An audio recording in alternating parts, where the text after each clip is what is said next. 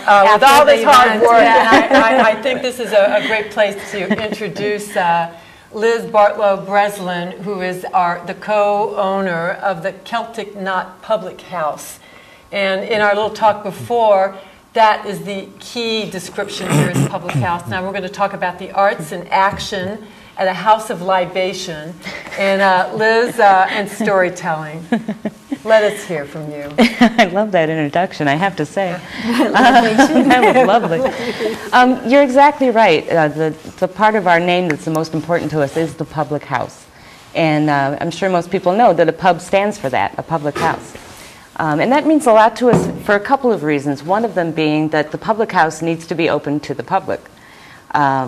Anyone is welcome at our house, into any of our houses.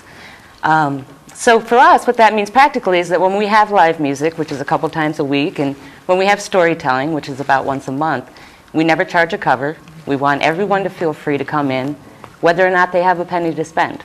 So that's a really important thing to us. But another important thing, and it kind of brought it to mind when you were talking, Alyssa, is that we feel very strongly that we as a public house have to be part of our community and to be a responsible and giving part of the community. So it's really wonderful to start to see this kind of thing happening more and more out there.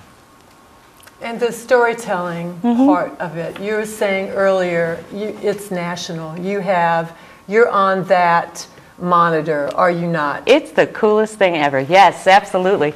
Yeah, there aren't that many storytelling venues out there.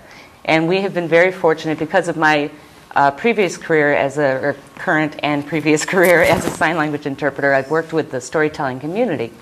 And because of that, we have been so fortunate to have these top-level, internationally known storytellers come and sit down in the back room for an hour, and everybody has a pint, and they tell some stories. It's just magic. Yeah, so we're very fortunate. So it's a go-to place. And I think from a business standpoint, and certainly in how I was introducing the show about an Evanston hotspot, someplace that was created for food and music, you want this idea of entertainment, but the idea of not having to pay a cover charge. You know, I think, and especially thinking of students who might want to get involved. And I understand that Northwestern, you've had one of the head of the departments active there.